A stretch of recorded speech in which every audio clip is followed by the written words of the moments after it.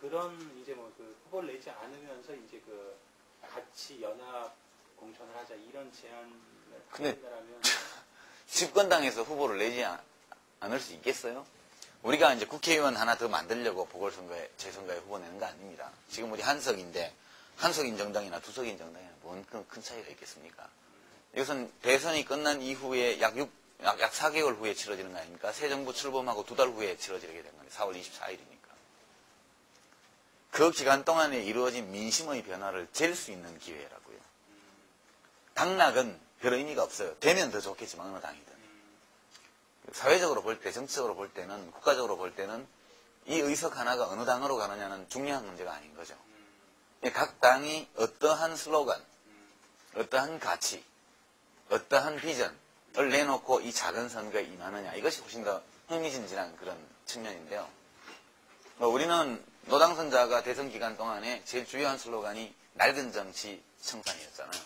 한나라당이 부패 정권 심판이었고, 저희의 창당 취지, 개혁당의 창당 취지는 정당혁명 아닙니까? 그것은 기존의 한나라당, 민주당의 낡은 정당 구조, 이 부패한 정치, 이 패거리 정치, 이 모든 낡은 정당의 모습에 대해서 국민들이 심판을 내려달라, 이제는. 저희 구호는 낡은 정당 심판론이라고요, 이제. 그 맥락에서 보면 민주당이나 한나라당이나 똑같은 당이에요. 정강 정책은 다르지만 우리가 설정한 어젠다에 비추어 보면 그것은 같은 정당이라고요. 그래서 우리는 적어도 우리가 제출하게 될 슬로건을 염두에 둘 때 민주당과 연합공천이라는 것은 논의할 만한 가치가 없다 이렇게 보는 거예요.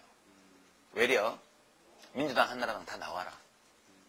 민주노동당도 나오고 우리 당도 나가고 자민련 국민통합 21 후보 낼 수 있으면 내봐라. 그렇게 해서 한번 붙어보자. 그것이 민심이 어디에 있는가를, 국민들이 원하는 것이 어디에 있는가를 보여주는 중요한 그런 행사가 될 수 있다 이렇게 보는 거예요. 그래서 연합공천이라는 것은 이기기 위해서 하는 것인데 우리는 승패 그 자체에는 목을 매달지 않아요. 우리 당으로서는 우리 당이 제기하고 있는 이 어젠다, 이 정당혁명이라는 이 어젠다가 유권자들에게서 얼마만한 호응을 받을 수 있느냐, 이걸 테스트하는 거기 때문에 그런 정치공학적으로 우리가 민주당하고 이렇게 문제를 풀거나 이럴 생각은 현재로서는 전혀 없어요.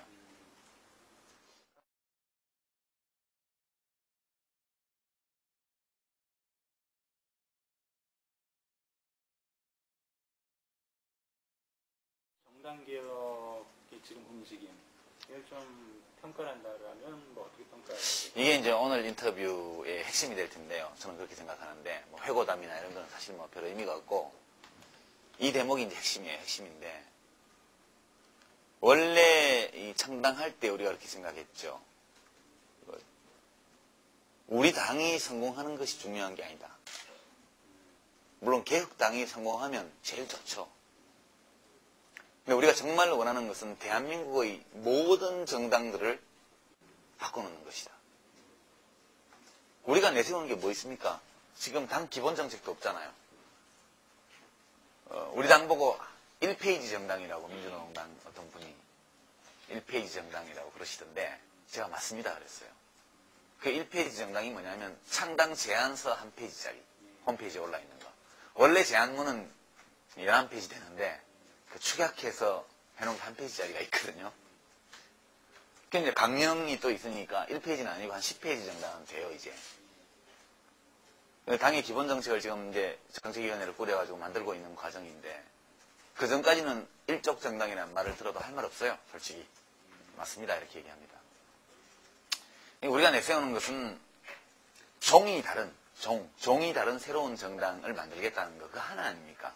다른 건 다 열려 있어요. 이 당이 이념적인 스펙트럼에서 중도 좌파가 될지, 중도 우파가 될지, 중도파가 될지, 또 사회민주주의 당이 될지, 녹색당 비슷해질지 아무도 모르는 거예요. 지금도 건설 중이니까. 근데 분명한 것은 우리가 모두가 합의하는 것은 이 창당의 4가지 원칙에 관한 거거든요. 그러니까 반부패니까 이제 이 신성당원들이 돈 내서 하는 그런 정당. 그 다음에 국민통합이니까 이거는 정책으로 승부하는 그런 정책정당. 참여민주주의에서 공천권이나 기타 등등 모든 중요한 의사결정을 좀 당원들이 하는 거. 네 번째가 인터넷하고 전면적으로 개합하는 인터넷 정당이다. 이 네 가지 원칙은 양보를 못한다. 그러니까 모든 정당들이 다 이 네 가지 원칙을 지켜야 비로소 정당이라고 할 수가 있어요. 그러니까 우리 당이라는 것은 정상적인 민주주의 정당 정치가 이루어지는 사회라면 나올 수 없는 당이고 나올 필요가 없는 당이에요. 이 기본적인 상식이 전혀 지켜지지 않는 것이 지금 정당들이기 때문에 우리가 이렇게 주장하고 나온 게 설득력을 가지는 거거든요. 만약 모든 정당들이 다 이 원칙을 받아들여서 환골탈태를 한다면 그럼 우리 당이 설 땅은 어디냐 이런 얘기예요. 현재로서는 없어요. 거기서 설 자리를 만들려면 정책을 만들어야죠. 민주당과 구별되고 민주노동당과 구별되는 정책이 있어야 돼요.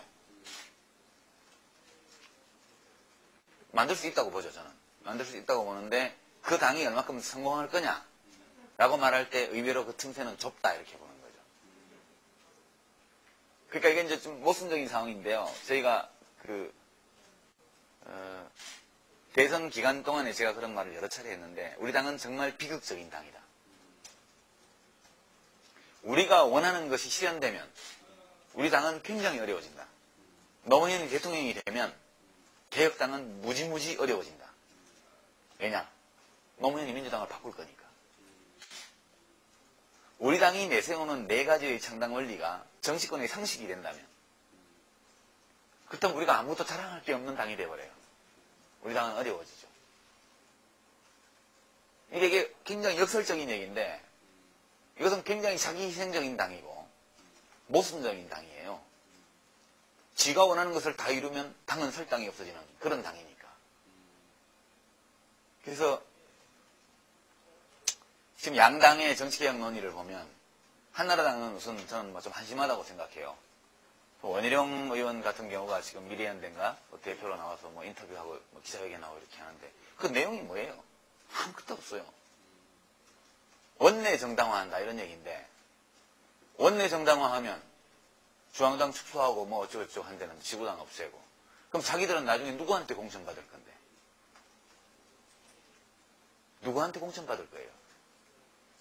원내 정당화를 얘기하려면 기본 조건이 뭐냐면 오픈 프라이머리로 공천한다. 왜냐하면 지구당 조직이 없으니까 당원이 공천 주체가 없는 거 아니에요. 그러니까 당연히 그 지구당에서 지지자들이 참여하는 당 지지자가 자유롭게 참여하는 국민경선을 통해서 지금 국회의원이나 지구당 위원장들이 재공천을 받겠다. 이런 전망을 제시해야만 원내 정당화라는 게 의미가 있는 거예요. 지금 이 썩어 빠진 정당들 전부 부패한 정당들 하고 있으면서 진솔한 자기 반성도 없이 개혁을 얘기한다는 건 웃기는 노릇이. 민주당은 좀 양상이 좀 다른데 저는 이게 이제 노당선자가 정말 이 사람이 좀 괴상한 사람이다 그런 생각이 들어요. 이 괴상하다는 표현이 좀 신뢰가 될지 모르겠는데 왜 괴상하다고 하냐면 왜 쉬운 길을 놔두고 계속 어려운 길로 가냐는 거예요. 민주당 개혁은 무시무시 어려운 일이에요. 가장 간단한 방법은 이른바 친노파 또는 개혁적 성향의 국회의원들이 그 당을 나와버리면 돼요. 지난번에 23명이 기자회견 했잖아요. 당 해체. 해체하라고 주장하지 말고 탈당계 내고 나와버리면 저 당은 자동적으로 해체되게 돼 있어요. 저 큰 당사 끌어안고 석 있는 연수원 끌어안고 부채도 많고 국고보조금도 많이 받는 정당이니까 내버려두고 나오면 하나값이 비롯한 동조동계나 후단협 사람들이나 복당한 사람들 남아서 당 지키겠죠. 그렇게 1년 동안 그 유산 상속받아서 살다가 다음 총선 되면 다 사라질 사람들이란 말이에요. 그게 제일 쉬운 방법이에요. 노무현 당을 만들려면. 혹은 노무현 당이 아니라도 새로운 개혁적인 정당을 만들려면. 나와서 당원 모집부터 새로 시작하는 거예요. 개혁당이 밟았던 그 프로세스를 개혁당의 창당 과정을 그대로 밟아주라는 거예요. 완전한 신당 창당. 그럼요. 완전한 신당 창당. 그러면 우리는 3만 당원을 창당 때까지 모으는데 그쳤지만 그 당은 30만 원도 모을 수가 있어요. 그게 가장 쉽고도 명료한 방법이거든요. 근데 노무현이라는 사람이 이걸 안 해요. 이 쉬운 방법을 놔두고 지금 굉장히 어려운 길로 가고 있어요. 질서정연한 혁명을 하겠다는 거 아닙니까, 지금? 이 방법에는 결국은 우리가 전국 정당화를 한다고 생각을 할 때 그 당을 탈당해서 새 당을 만드는 방법이 제일 좋은 것이 탈호남이라는 걸, 탈지역이라는 걸 순식간에 해버릴 수가 있어요. 그럼 그 과정에는 개혁당 당원들도 참여할 수 있을 것이고, 특히 영남 지역 같은데 이른바 한나라당에 들어와 있지 않은 제3세력들이 다 합류할 수 있는 좋은 안이라고요. 그걸 안 해요. 그리고 질서정연하게 민주당에서 특위 만들어서 그렇게 가겠다는 건데, 될 수만 있으면 좋은 방법이죠. 근데 저희는 사실 반신반의하고 보고 있어요. 만약 민주당이 그와 같은 질서정연한 혁명, 정당혁명, 질서정연한 정당혁명이 성공한 사례가 별로 없거든요. 근데도 이렇게 가는 것은 이 사람이 역사적인 그 법통, 역사적인 맥락, 이런 것을 무지하게 중요시하는 분인 것 같아요. 노당 손자가. 민주당이라는 것이 한 시기에 역사적 소명을 다했고, 그 다음 시기에 잘 적응을 못해갖고 헤매기는 했지만, 여전히 이 당에서는 챙겨서 계속 지양해서 더 높은 단계로 갈 때 품어서 가야 될 요소가 많은 정당이다, 이렇게 보는 거예요. 저도 그렇게 보죠. 그러나 그것을 챙겨가기에는 너무나 많은 투자를 해야 되기 때문에 그거보다는 나와서 아예 깨고 하는 게 좋지 않느냐, 이런 게 제 생각인데, 당선자가 그렇게 가는 것 같아요. 그래서 그거는 저희가 이제 주시하고 있고, 만약 그러한 정당혁명이 질서정연하게 진행이 되어서 성공한다, 그렇게 되면 우리로서는 아주 심각한 도전을 받는 거예요. 개혁당으로서는. 어차피 정치라는 것은 여러 플레이어들이 서로 도전하고 응전하면서 가는 거니까, 그쪽에서 그렇게 하는 거에 대해서 축하해줘야죠. 만약 된다면 잘했다, 바람직하다. 그렇지만 고민은 어느 모로 보나 그렇게 질서정연한 혁명을 한 정당이 새로 나왔다. 그 우리 당하고는 당력이 이게 비교가 안 되잖아요. 그러니까 이제 거기 고민이 있는 건데, 우리 당으로서는 그게 성공하면 손해인데, 그래도 그 남 잘 되는 거 시기해서 잘 되는 거는 좋은 게 아니잖아요. 그러니까 민주당이 그와 같은 정당혁명, 질서정연하게 하는 정당혁명에 성공해 주기를 저는 바라죠.